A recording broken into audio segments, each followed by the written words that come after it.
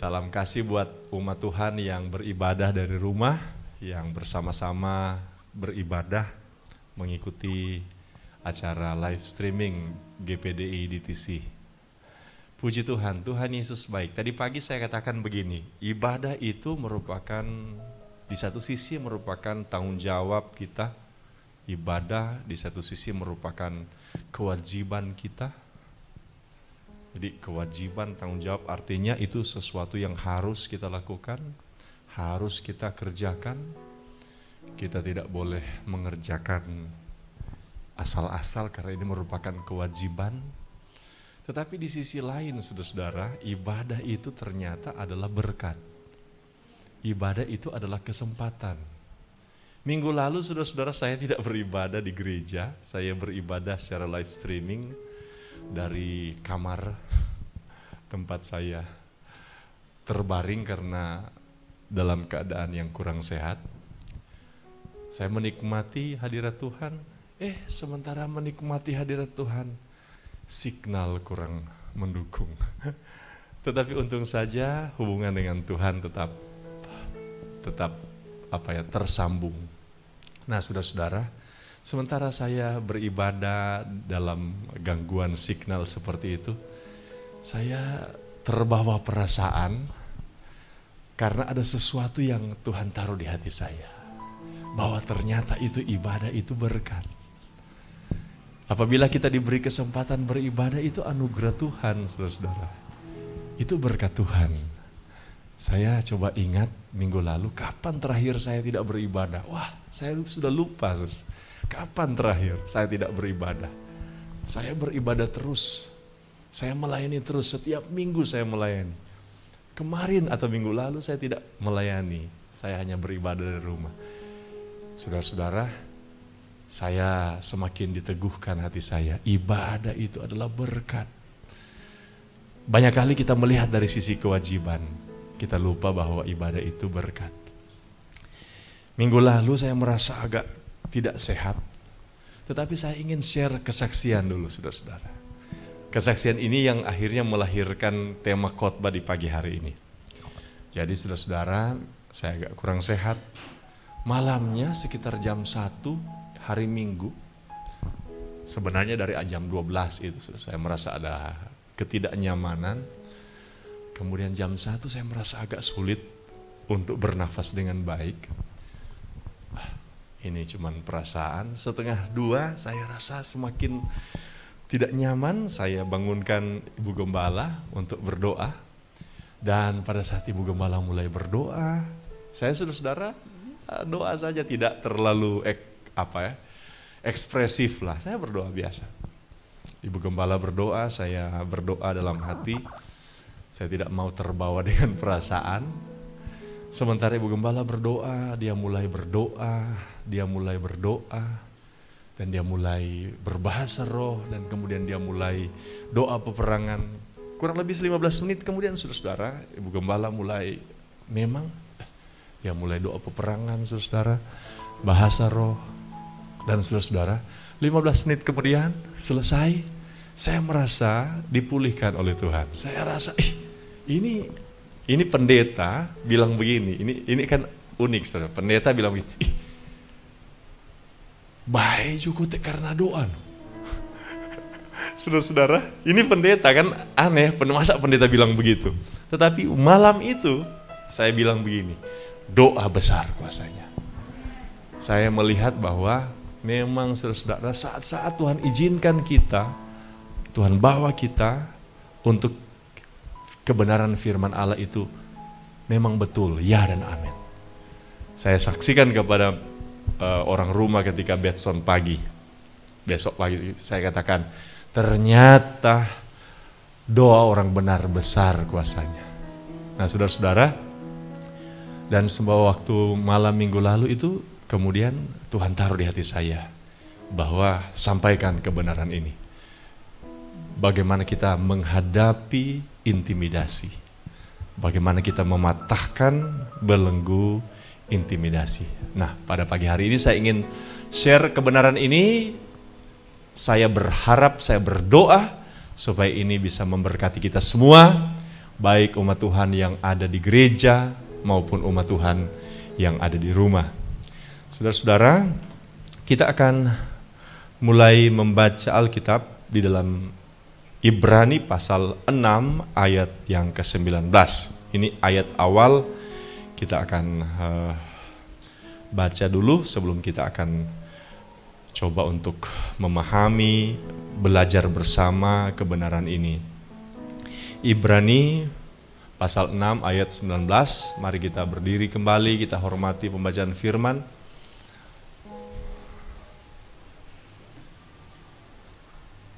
Demikianlah firman Tuhan, pengharapan itu adalah sauh yang kuat dan aman bagi jiwa kita, yang telah dilabuhkan sampai ke belakang tabir. Puji Tuhan, disilakan dulu. Saudara-saudara, nanti sebentar kita akan kembali di ayat itu untuk memahami kebenarannya. Judul firman Tuhan di pagi hari ini yaitu menghadapi intimidasi. Apa itu intimidasi? Intimidasi itu bisa dikatakan, bisa diartikan sebagai ancaman. Kata-kata yang sifatnya menakut-nakuti. Nah, itu arti intimidasi. Jadi, saudara-saudara, dalam kehidupan kita sering muncul itu namanya intimidasi. Apakah intimidasi di keluarga, intimidasi dalam usaha, pekerjaan, atau intimidasi terhadap rencana dan harapan kita. Oh, kita punya rencana, tetapi sepertinya ada situasi yang membuat kita takut, yang menakut-nakuti kita, yang sifatnya mengancam kita. Nah, saudara-saudara, di Alkitab ada beberapa contoh tentang intimidasi. Kalau saudara lihat di dalam kitab Bilangan pasal 13 ayat yang ke-28, tidak usah atau bolehlah Bilangan pasal 13 ayat 28, ketika orang Israel akan masuk ke tanah perjanjian Tuhan, Musa atas permintaan orang Israel mengutus 12 pengintai. Jadi ada 12 pengintai yang memata-matai tanah Kanaan. Nah, saudara-saudara, memang orang Israel kan sampai sekarang jago dalam hal urusan spionase. Karena memang saudara-saudara, Israel ini punya sejarah lama tentang spionase. Jadi kalau saudara baca Alkitab, kurang lebih ada dua waktu Israel akan masuk tanah Kanaan, ada dua cerita tentang spionase, tentang mata-mata. Ini cerita pertama, Bilangan pasal 13, Bilangan pasal 14. Kemudian juga waktu Yosua akan masuk, juga ada cerita tentang mata-mata. Jadi memang Israel ini sudah punya sejarah lama dengan masalah mata-mata, mata mematai. Nah, dalam Bilangan pasal 13 ayat 28, sesudah orang Israel, mata-mata Israel itu pergi memata-matai tanah Kanaan, ayat 27 dikatakan begini, mereka menceritakan kepadanya, kami sudah masuk ke negeri kemana kau suruh kami, dan memang negeri itu berlimpah-limpah susu dan madunya, dan inilah hasilnya. Jadi negeri itu katanya memang kaya. Limpah susu artinya dari ternak, madu artinya dari bunga, berarti subur tanahnya dibandingkan dengan daerah sekitarnya yang gersang. Ini Israel ini atau tanah Kanaan ini tanah yang subur. Ayat 28, ini intimidasi. Hanya bangsa yang diam di negeri itu kuat-kuat, dan kota-kotanya berkubu dan sangat besar. Juga keturunan Enak telah kami lihat di sana.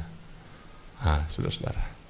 Jadi mereka memberikan informasi, dan ternyata informasi ini mengintimidasi orang Israel. Kalau saudara baca selanjutnya pasal 13, pasal 14, orang-orang Israel sampai orang-orang dewasa, bapak-bapak menangis, berteriak dengan suara nyaring.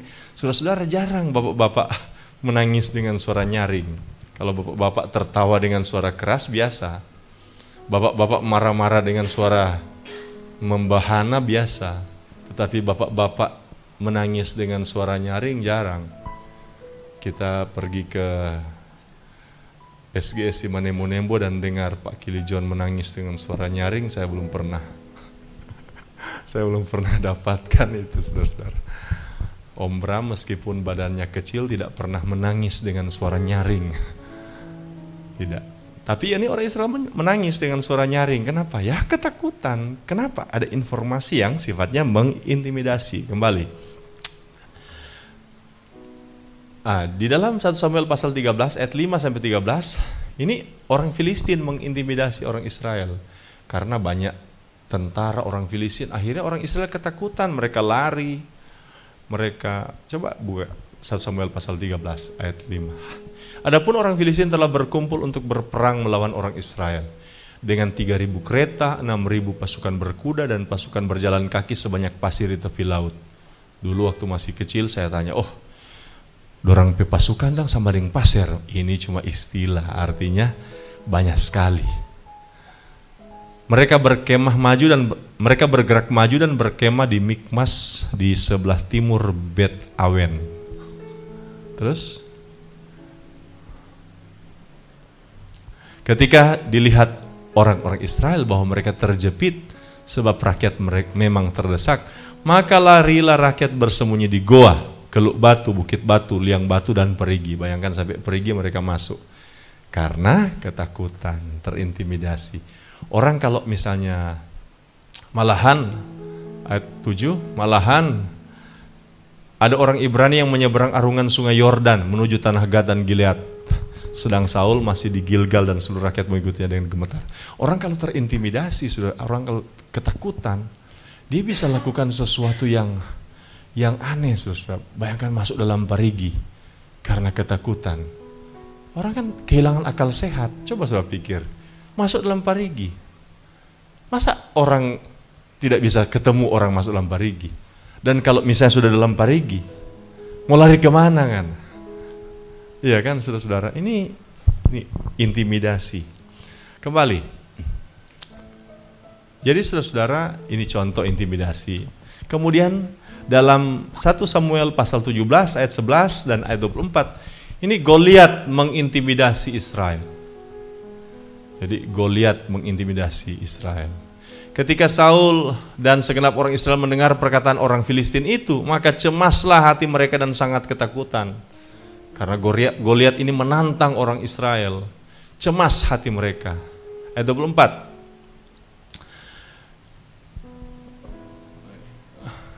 Ketika semua orang Israel melihat orang itu, larilah mereka daripadanya dengan sangat ketakutan.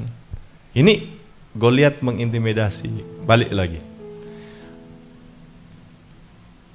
Dalam 2 Samuel pasal 16 ayat 5-8, tidak usah kita lihat lebih jauh. Ini Simei mengintimidasi Daud. Jadi Simei ini siapa? Simei ini adalah saudaranya, kerabatnya Saul. Kenapa dia mengutuk Daud? Karena Daud dianggap sudah rampas tahta dari keturunan Saul. Dan dia mulai mengutuk Daud, dia mulai mengutuk. Dan pada waktu itu Daud sementara lari dari Absalom anaknya. Jadi saudara bayangkan keadaan psikologis Daud, sementara Daud down karena anaknya Absalom merebut tahtanya. Dia lari tinggalkan istana karena Absalom memang mau bunuh papanya.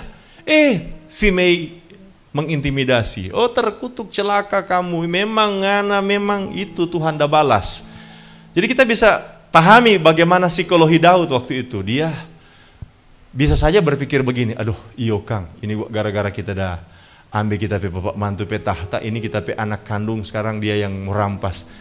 Itu bisa seperti itu. Ini mengintimidasi saudara-saudara. Kemudian saudara-saudara, dalam 1 Raja-Raja pasal 19 ayat 2 dan 3, Isabel mengintimidasi Nabi Elia. Elia ini kan dia bertarung dalam pertarungan rohani melawan 850 Nabi Baal dan Nabi Hutan. Dan kemudian Elia tantang, ayo bikin korban persembahan, bikin mezbah. Kemudian taruh korban di sana. Kemudian silakan kalian lebih dulu minta api dari langit. Orang-orang penyembah Baal itu berdoa dari pagi sampai sore minta api dari langit, tetapi api tidak turun. Kemudian akhirnya Nabi Elia minta api dari langit turun dan membuktikan bahwa Nabi Elia punya Allah yang benar. Dan kemudian 850 orang Nabi Baal tersebut dibunuh oleh Nabi Elia. Nah saudara-saudara, marah ini Isabel, permaisuri yang memang penyembah Baal. Dia bilang, kita mau backing sama seperti salah satu Nabi Baal. Kita mau cincang-cincang mengana. Ini Nabi Elia ketakutan, saudara-saudara, terintimidasi oleh Isabel. Kisah 4 ayat 17 juga memberikan kepada kita penjelasan tentang adanya intimidasi dari mahkamah agama terhadap Rasul Petrus dan Yohanes. Stop memberitakan Injil. Jangan beritakan Injil Yesus. Sebab kalau orang dapa, maka waduh, ini intimidasi. Jadi saudara-saudara, Alkitab memberikan kepada kita berbagai contoh tentang intimidasi yang sifatnya memberi ketakutan. Padahal Alkitab katakan kan, Allah tidak memberikan kepada kita roh ketakutan, tetapi roh yang membangkitkan damai sejahtera. Nah saudara-saudara, di hidup kita, keseharian kita, saudara-saudara, kadang-kala kita mendapatkan intimidasi seperti ini. Apakah intimidasi masalah kesehatan? Apakah intimidasi masalah rumah tangga? Apakah intimidasi dalam usaha pekerjaan? Dalam harapan kita, dalam rencana kita? Saya rasa jemaat juga pernah mengalami ini. Waktu tahun lalu kita bikin KKR kan? Pas sudah mau ibadah, saudara-saudara, sudah mau ibadah. Sekitar, ya dari siang ke sore sudah hujan. Jam 3 hujan deras sekali. Jam 5 saya tiba di lokasi, hujan keras sekali, deras sekali. Si William dia pergi ke lapangan sambil diangkat tangan ke langit. Tetap hujan. Padahal dia sudah begini-begini, hujan tetap turun. Itu mengintimidasi, tetapi puji Tuhan, Tuhan memang tidak pernah tinggalkan. Jam 7 lewat, mulai berhenti, 7:30 kita bisa melaksanakan KKR tanpa hujan. Ada banyak intimidasi terjadi dalam kehidupan kita. Dan saudara-saudara, saya mau sampaikan bahwa pada malam minggu lalu ketika Ibu Gembala berdoa bagi saya, Tuhan taruh di hati saya, kamu harus ingatkan jemaat, hati-hati situasi bisa iblis gunakan untuk mengintimidasi kita. Situasi digunakan iblis untuk menakut-nakuti kita. Dan akibatnya apa? Kalau kita terintimidasi, kita bisa panik. Orang kalau panik pasti salah ambil keputusan. Orang kalau salah ambil keputusan, akhirnya gagal, dia kemudian pasrah, tetapi pasrah yang salah. Bukan berserah, tetapi pasrah yang salah. Panik, salah ambil keputusan, kemudian pasrah yang salah. Iblis gunakan intimidasi ini, situasi-situasi yang ada di sekitar kita. Untuk apa? Membuat kita terintimidasi, kita jadi panik. Orang kalau panik bisa salah ambil keputusan. Saul salah ambil keputusan. Dia melakukan sesuatu yang tidak dikehendaki oleh firman. Berapa banyak orang Kristen setia karena panik akhirnya pergi ke dukun waktu sakit. Dia sebenarnya kalau dalam keadaan normal tidak akan ke dukun. Mana mau dia? Dia tahu pergi ke dukun dosa, dia tahu. Tetapi dia panik. Dia ketakutan, terintimidasi. Akhirnya dia, oh iya jodang. Nah saudara-saudara, ini hati-hati dengan intimidasi. Hati-hati. Kita bisa panik. Salah ambil keputusan, kemudian kita pasrah yang salah. Ini Elia kan contoh. Tuhan, mati jo kita. Kalimat-kalimat itu seringkali muncul dalam apa ya? Ketika kita sementara terintimidasi. Belum mau mati, semua bilang mati. Masih panjang. Memangnya kalau kita bilang mati, memang semua mati. Saudara-saudara, beberapa pengalaman tahun sebelumnya ketika saya Tuhan izinkan sakit, akhirnya saya ambil kesimpulan, ini mati hidup ini saudara-saudara di tangan Tuhan. Biar semua dapat yang mati, kalau belum mati menyanda. Biarlah belum, kalau Tuhan sudah bilang kembalilah hai anak Adam, mati. Ada orang sementara Uni Barcelona kong kalah, kage pigi bersama-sama dengan Barcelona. Jadi saudara-saudara, memang kita harus hati-hati dengan intimidasi. Haleluya, iblis bisa pakai. Nah sekarang dari mana asalnya sehingga kita terintimidasi? Kita terintimidasi itu dua. Pertama, informasi yang dibesar-besarkan atau diulang-ulang. Coba kita lihat. Ini salah satu contoh ya. 1 Samuel 17 ayat 23. 1 Samuel pasal 17.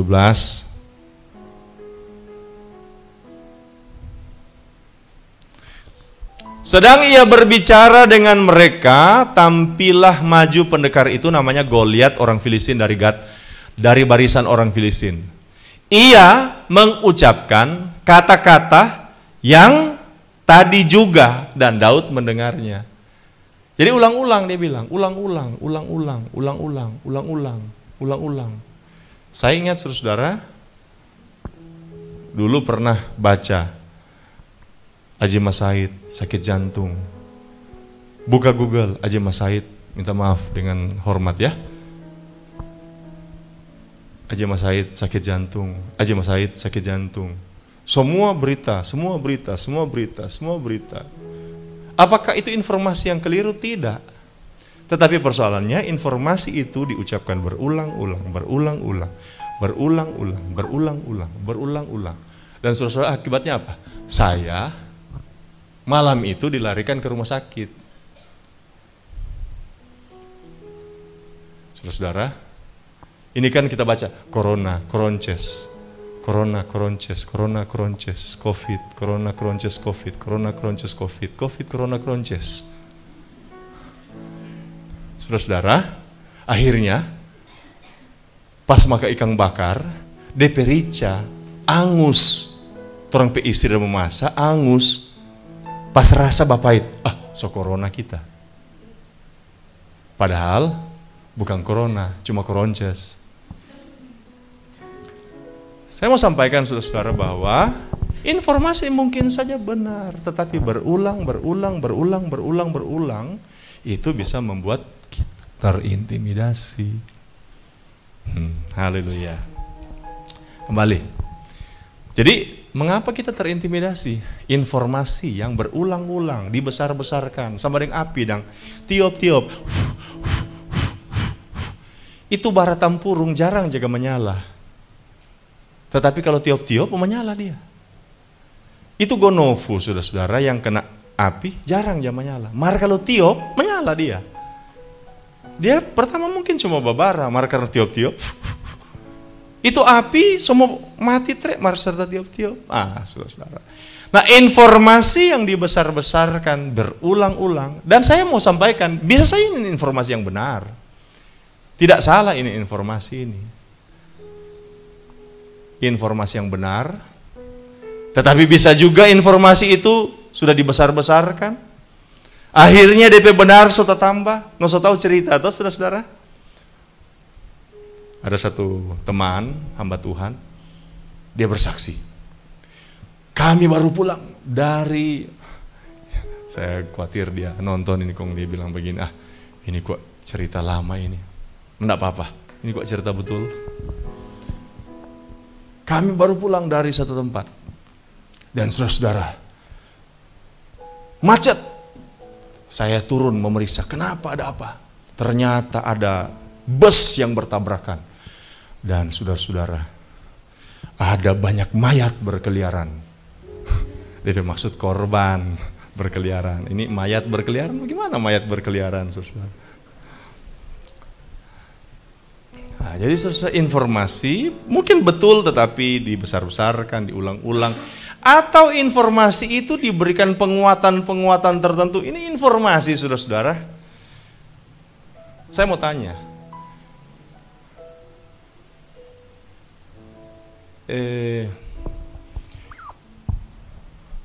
mata putih, DP mata so putih,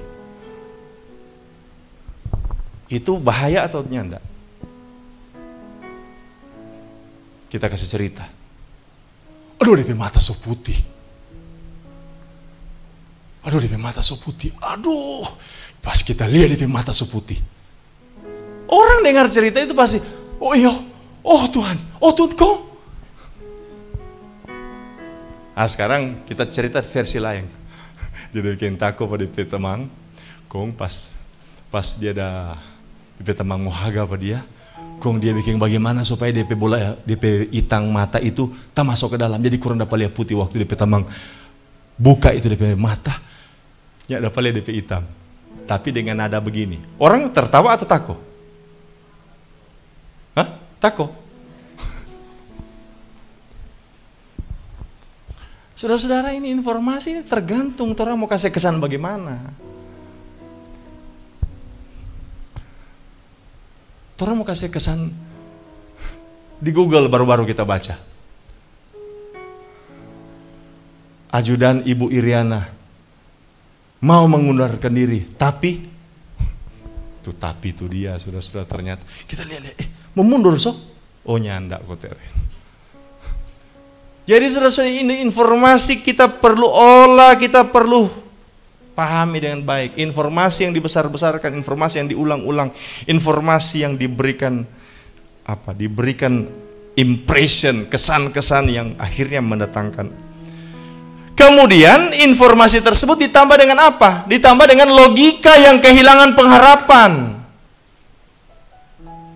Logika yang kehilangan iman. Coba kita lihat Ibrani pasal 6 tadi, yang sudah kita baca tadi. Ini logika yang kehilangan pengharapan atau kehilangan iman. Pengharapan itu adalah sauh yang kuat dan aman bagi jiwa kita yang telah dilabuhkan sampai ke belakang tabir. Itu pengharapan, dia bebas saudara iman. Sebab pengharapan yang kuat, iman kuat. Pengharapan itu seperti sauh, jangkar. Kapal-kapal harus punya jangkar. Supaya apa? Supaya kapal itu tidak akan bergeser jauh. Dia akan tetap di posisinya. Pengharapan itu seperti sauh, bagi apa? Bagi jiwa. Apa itu jiwa? Pikiran. Pikiran itu apa? Logika, perasaan kita, emosi kita, kehendak kita. Ketika pikiran kita mendapatkan informasi yang mungkin saja benar, tetapi berulang-ulang diberi penguatan, diberi kesan, diberikan impression tertentu, saudara-saudara. Kemudian kita tidak punya pengharapan dalam Tuhan, kita tidak punya iman dalam Tuhan, maka logika kita kehilangan sauh. Saya mau sampaikan saudara-saudara bahwa logika kita tanpa pengharapan dalam Tuhan itu bisa seperti kapal yang diombang-ambing. Logika kita mau dibawa kemana? Logika manusia itu dibawa oleh informasi yang dia dapatkan. Informasi ini, informasi itu. Saya mau sampaikan bahwa kita memang adalah makhluk intelektual yang harus dapatkan informasi, tetapi jangan sampai kehilangan sauh. Jangan sampai kehilangan pengharapan, sebab tanpa pengharapan logika kita itu akan kemana-mana. Logika kita itu akan dibawa kemana-mana. Emosi kita akan dibawa kemana-mana, perasaan kita dibawa kemana-mana. Ini kan yang muncul ketika kita membaca informasi di internet, atau kita mendapatkan informasi di televisi, atau mendapatkan informasi dari orang-orang tertentu, dan logika kita ini tidak punya sauh pengharapan dalam Tuhan, maka logika kita ini akan diseret kemana-mana sesuai dengan arah informasi dan jenis informasi yang kita dapatkan.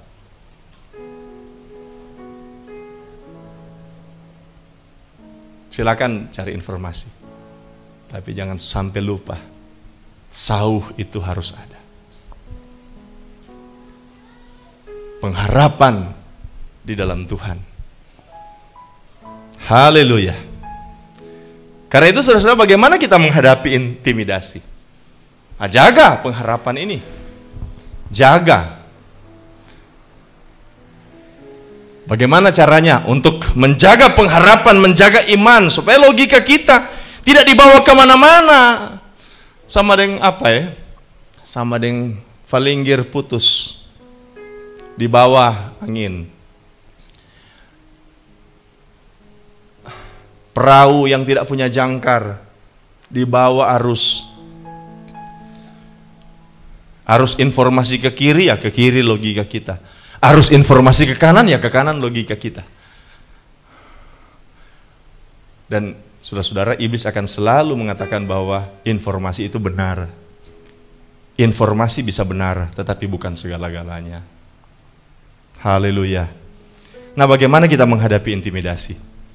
Ada 3 hal secara cepat. Yang pertama, jaga hati dan pikiran dengan cara apa? Merenungkan dan melakukan firman Allah. Saudara, kalau kita takut, biasanya kita habiskan waktu apa? Coba saudara evaluasi. Selama ini kalau engkau takut, misalnya penyakit, atau ada masalah dalam rumah tangga, atau ada masalah dalam pekerjaan usaha, atau ada masalah dalam rencana-rencana saudara, seperti ada masalah. Apa yang engkau habiskan? Kegiatan apa yang engkau gunakan untuk menghabiskan waktumu?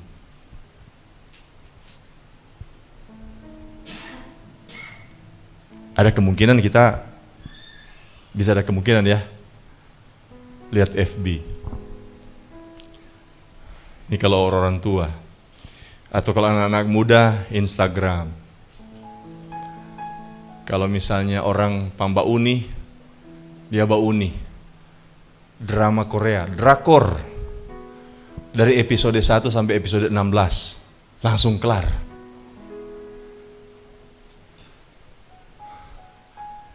Atau mungkin game,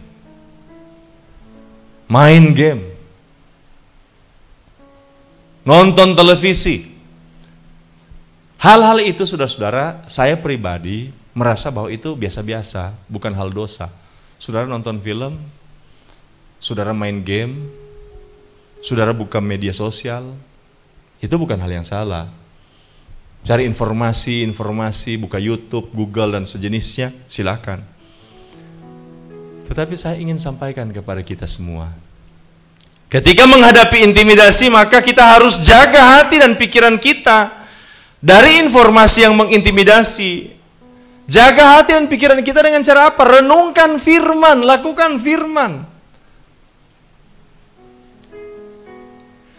Tidak ada obat yang sangat mujarab bagi ketakutan selain firman.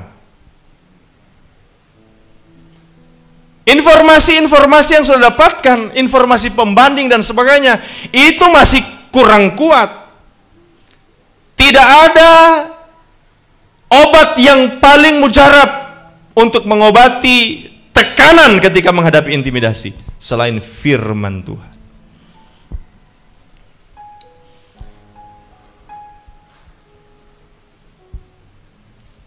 Filipi 4 ayat 8 dan 9, coba munculkan ayat ini. Filipi pasal 4 ayat 8 dan 9. Jadi akhirnya saudara-saudara, semua yang benar, semua yang mulia, semua yang adil, semua yang suci, semua yang manis, semua yang sedap didengar, semua yang disebut kebajikan dan patut dipuji, pikirkanlah semuanya itu. Mari kita mulai pikirkan hal-hal yang benar, hal-hal yang mulia, hal-hal yang suci, hal-hal yang manis. Dan apa yang telah kamu pelajari, dan apa yang telah kamu terima, dan apa yang telah kamu dengar, dan apa yang telah kamu lihatlah padaku, lakukanlah itu. Maka Allah sumber damai sejahtera akan menyertai kamu. Jadi saudara-saudara, jaga hati pikiran dengan cara apa? Yang pertama, renungkan firman. Bacalah Alkitab. Duh, kita kalau misalnya baca Alkitab, Pak Gembala mau tasono. Oh, baca aja dulu. Kalau tasono, tuh tidur aja. Bagus ya tasono.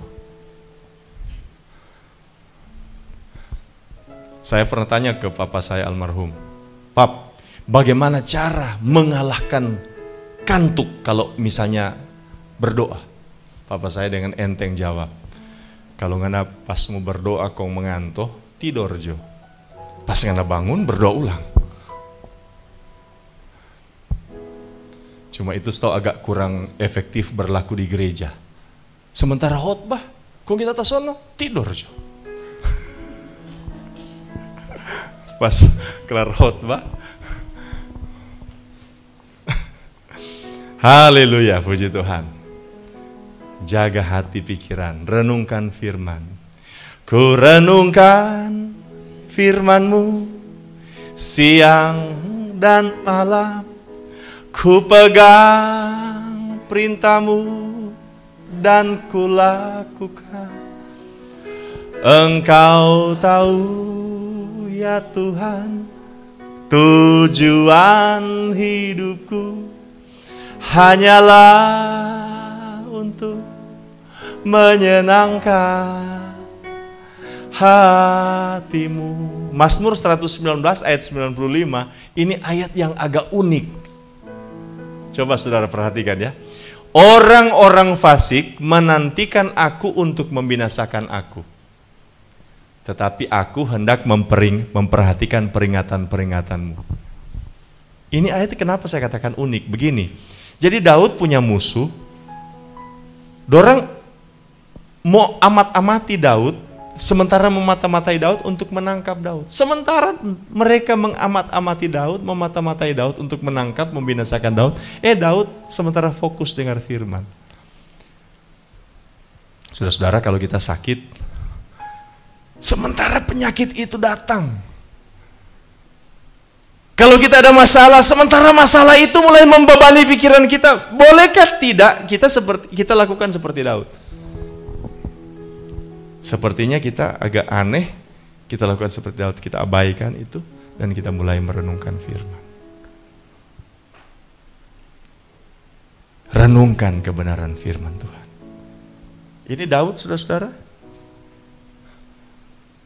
Ini orang fasik menantikan dia untuk binasakan dia, tetapi dia fokus dengar firman.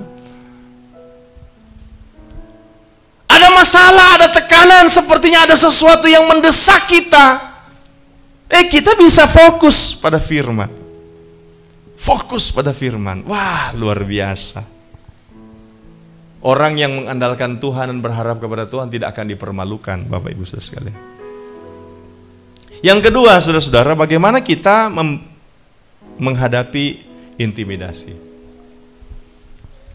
Bawa semua ketakutan dalam doa dan penyembahan. Bawa semua ketakutan dalam doa dan penyembahan. Pak Gembala, Pak Pendeta, ini begini Pak Pendeta kondisi kesehatan saya. Pak Gembala, ini posisi rumah tangga saya sementara begini. Masa saya hanya berpikir positif? Iya, Alkitab bilang berpikir yang baik, berpikir positif, renungkan firman. Tetapi kita juga diperkenankan Tuhan untuk bawa semua ketakutan dalam doa dan penyembahan. Bawa semua ketakutan kita dalam doa dan penyembahan. 1 Petrus 5 ayat 7-9 dikatakan serahkan semua kekhawatiran kita kepada Tuhan. Serahkanlah segala kekhawatiranmu kepadanya sebab Ia yang memelihara kamu. Ada masalah, ada tekanan, ada pergumulan. Pergumulan apa, saudara-saudara? Pergumulan pribadi, pergumulan penyakit, pergumulan keluarga. Minggu lalu saya tadi bersaksi, saudara-saudara. Saya bangunkan istri, "Mah, berdoa, Mah." Dan istri berdoa. Ibu Gembala berdoa, saudara. Dan saya katakan, doa orang benar bila dengan yakin akan sangat besar kuasanya. Saudara-saudara, saya juga bingung, saudara-saudara, waktu itu saya tiba-tiba, saya seperti Alkitab katakan, membaringkan diri lalu tidur. Sebab memang Tuhan menolong saya. Bawa dalam doa, bawa dalam doa. Bawa dalam doa. Yang sekarang saya lihat fenomenanya adalah bawa di status.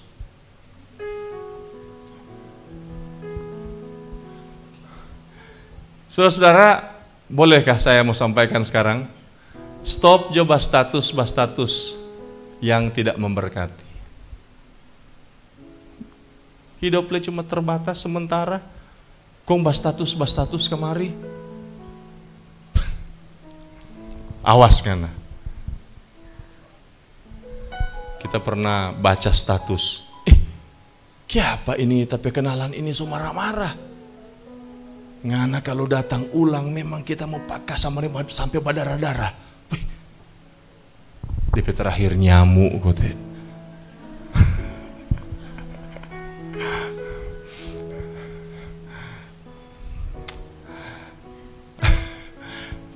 Dia ketemu pakai nyamuk sampai berdarah-darah. Saudara-saudara, ada dua yang saya pribadi tidak lagi mau bikin. Pertama, bukan tidak lagi, memang tidak mau bikin. Yang pertama, status yang menyuarakan emosi yang tidak perlu. Yang kedua, bagarah, kong nyandak perlu. Lebih bahaya tek orang. Kalau misalnya saudara ada Facebook, gunakan misalnya untuk live streaming dan sebagainya. Tetapi kalau misalnya ada teman yang berstatus dia sementara memasak, bilang begini, biar saudara tidak pernah rasa DP makanan. Duh, dapat lihat sedap Kang. Taruh kata tidak sedap, yang penting kok tuh dapat lihat, atau bukan dapat rasa. Baking biapong. Dia komen kemari. Paling kuat keras. Baking saus. Talanggar pedis. Roba, gunakan FB itu untuk mengapresiasi positif orang. Nggak usah tuh pakai segala macam untuk bikin orang lemah dan orang. Bilang, puji Tuhan, keluarga yang diberkati Tuhan. Biar sudah tahu bahwa aku marah ada orang, bagi keluarga yang diberkati Tuhan. Supaya siapa tahu dengan ucapan, mesti diberkati Tuhan. Amin, saudara-saudara. Haleluya, haleluya. Tetapi kalau orang ada pergumulan, jangan cuma bawa di status. Oh Tuhan, hamba-Mu tidak tahu apa yang harus hamba-Mu kerjakan. Boleh juga, tetapi Tuhan sampai sekarang ada FB.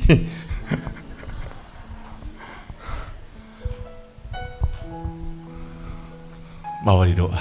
Sebab saudara-saudara, saya itu hari Minggu lalu itu pendeta. Mari kita bilang begini, doa kotek ma orang benar besar kuasanya. Ibu Gembala itu bingung saudara-saudara, karena saya berulang-ulang mengatakan kalimat itu.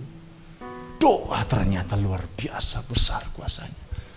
Apakah saya tidak tahu doa itu besar kuasanya? Tahu. Tetapi waktu itu saya alami itu doa besar kuasanya. Orang setengah mati bernafas, berdoa 15 menit kong rasa longgar, loas. Saya tidur. Membaringkan diri lalu tidur. Sebab Tuhan menopang saya. Luar biasa itu Tuhan. Luar biasa. Bawa ketakutan kita. Bawa.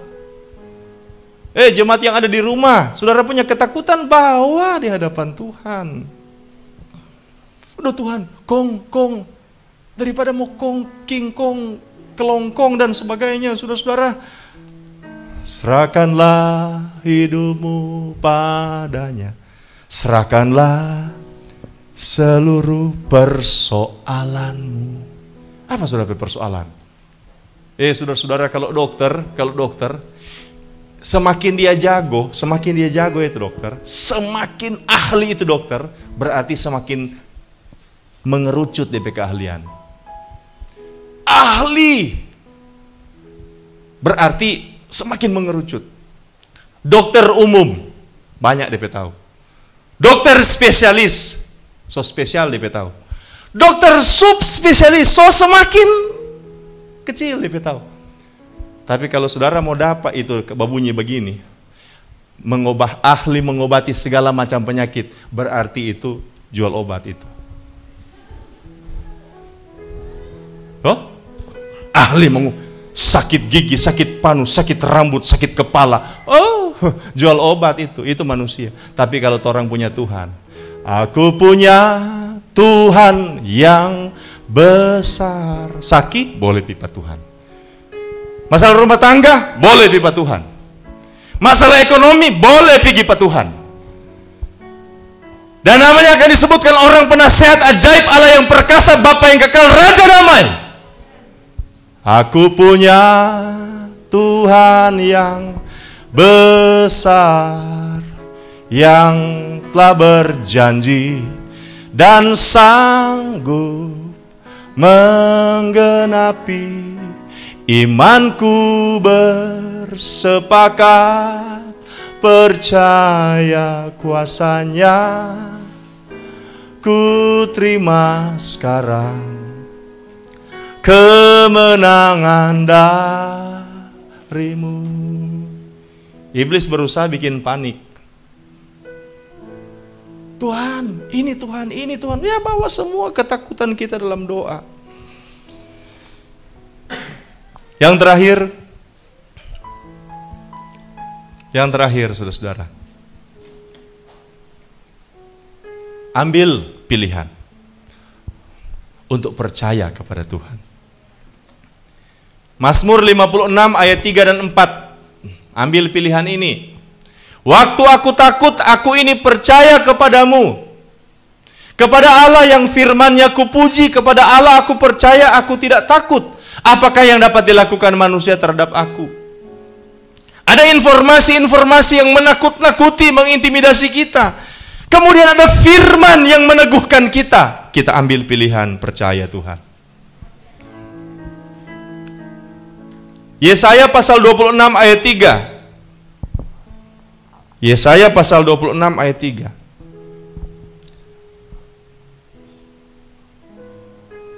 Yang hatinya teguh, kau jagai dengan damai sejahtera, sebab kepadamu lah ia percaya. Mari ambil keputusan, ambil pilihan untuk percaya kepada Tuhan. Sakit misalnya, renungkan firman Tuhan, serahkan dalam Tuhan.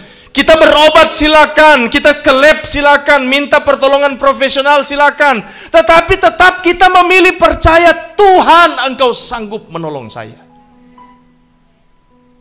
Haleluya. Beberapa orang di antara kita sekarang, saya pernah tunjukkan saudara-saudara, bagaimana tangan saya ini seperti dipegang. Dan saudara-saudara, dia itu sama dengan orang ada tumbuh, dang. Jadi batanda sekali, batanda sama dengan orang, memang seperti dicengkram tangan saya. Beberapa waktu lalu, sudah agak lama. Sampai sekarang masih ada kelihatan sedikit. Ibu gembala tanya, istri tanya, apa itu? Sakit? Saya bilang tidak sakit. Saya ambil kesimpulan, kemungkinan besar kuasa kegelapan. Tapi saya mau sampaikan begini Bapak Ibu saudara sekalian. Ada orang, dan saya mau sampaikan ini dengan apa ya, kerendahan hati di hadapan Tuhan. Dan kepercayaan kepada Tuhanku yang ada bersama denganku. Ada orang begini saudara-saudara, dia hidup itu, ada orang punya kehidupan, dia ada tipe pertama. Tipe pertama adalah, dia pikir cuma dia hidup di dunia. Setan ada? Tuhan, pokoknya cuma dia sendiri hidup di dunia. Dia lupa bahwa di dunia ini ada itu kuasa kegelapan. 1 Petrus pasal 5, coba kita lihat. 1 Petrus pasal 5. Ayat 8. Ada yang tipe pertama. Sadarlah dan berjaga-jagalah lawan musuh iblis. Berjalan keliling sama seperti singa yang mengaum-ngaum dan mencari orang yang dapat ditelannya. Ada tipe pertama orang, dia rasa bahwa cuma dia sendiri hidup di dunia, tidak ada tuh setan. Padahal Alkitab katakan pencuri itu mencuri datang untuk mencuri, membunuh, membinasakan. Sadar, berjaga-jaga, lawan musuh iblis keliling, berkeliling sama seperti singa. Ada orang berpikir bahwa cuma dia sendiri di dunia. Saya mau sampaikan bahwa di dunia bukan cuma engkau sendiri, ada kuasa kegelapan. Karena itu hati-hati bicara. Hati-hati memaki. Hati-hati mengeluarkan kata-kata untuk keluarga kita, hati-hati. Sebab itu bisa ditangkap oleh iblis dan dia gunakan itu untuk menjadi serangan balik dalam kehidupan kita. Aduh, oh Tuhan Yesus, semua mati kita ini. Jangan saudara-saudara. Duh, hancur ini. Jangan. Hati-hati ada iblis. Jadi ada yang pertama, dia tidak sadar bahwa ada iblis. Yang kedua, ada tipe orang, dia sadar bahwa dia dengan iblis cuma di dunia. Duh, kok ada setan loh. Keluar rumah, berbunyi caca. Oh, berhenti dulu. Menyanyi dulu 1-2 lagu. Tak usah Cacat mau ditakuti. Good. Saya pernah saudara-saudara satu bapak, badan kekar. Bertamu di pastori. Pas mau keluar rumah, saudara ada cicak. Padahal dia bilang, bro mau pulang ya. Berhenti, sedikit lagi malah. Kenapa om? Takut cacat? Om mereka tentara mau takut cicak. Deng oto, tusak potong, tusak hitam. Berhenti. Saudara-saudara, coba saudara cari informasi di Polres, tanya sama Pak John. Jumlah kecelakaan karena tusak hitam.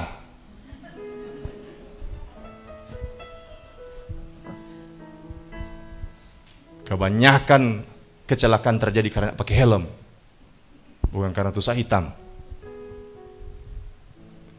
Tapi ada orang sangat ketakutan dengan iblis. Dia beranggapan cuma itu iblis yang dia di dunia ini. Dengar baik. Torang mesti sampai di sikap ketiga. Torang memang ada setan, mana ada Tuhan.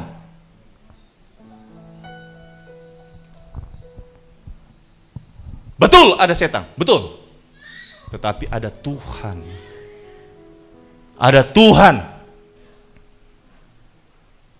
Jalan hidup orang benar diterangi oleh cahaya firman Tuhan, sekalipun ia jatuh tidak akan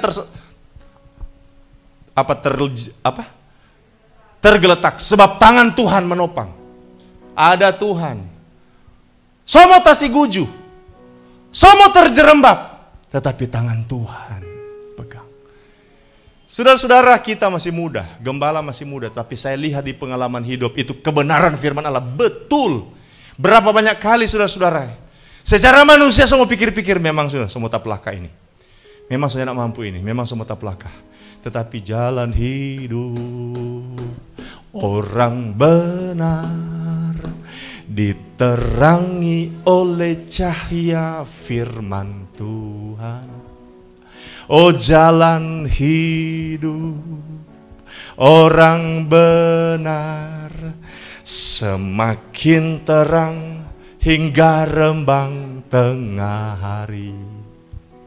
Apabila, haleluya, ia jatuh, tidaklah dibiarkan sampai tergeletak, sebab tangan Tuhan jua yang menopang tangannya dan membangunkan dia kembali. Bapak Ibu saudara sekalian, dengar, di hidup ini bukan hanya engkau sendiri. Jangan menjadi anak Tuhan yang berperilaku hidup di dunia ini individualistik. Nyanda ingat Tuhan. Asal-asal dengan perilaku kehidupan, asal-asal dengan kata-kata. Kita lupa iblis seperti singa yang mengaum-ngaum. Dia akan ambil kata-kata kita untuk jadi serangan balik. Tapi ingat, di hidup ini ada Tuhan. Ada itu lagu, saya kurang tahu ini kidung jemaat atau nyanyian kidung baru. Di hidupku, ku ada sobat yang setia. Sampai di sana.